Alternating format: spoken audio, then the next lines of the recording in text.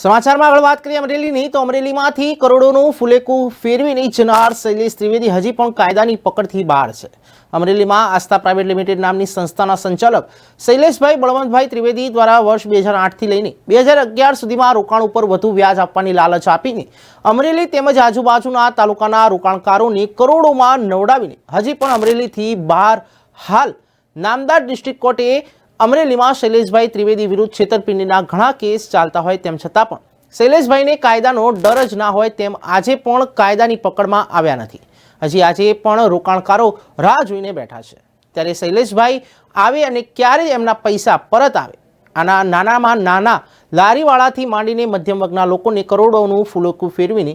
ફરાર છે। હું શિવમ આશીષભાઈ ત્રિવેદી તથા દાદીમાં મારા મંજુલાબેન બાલમુકુંદભાઈ ત્રિવેદી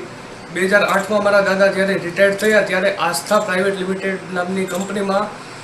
બહુ જાજુ રોકાણ કરવામાં આવેલું છે। ત્યારબાદ તેણે સ્ટાર્ટિંગમાં તો 2-3 મહિના 4 મહિના જેવું 2% લેખે વ્યાજ ચૂકવેલું છે અને રકમ પણ આપેલી છે, પણ ત્યારબાદ અમે જે ચેક એ લોકોએ અમને આપેલા છે તે ચેક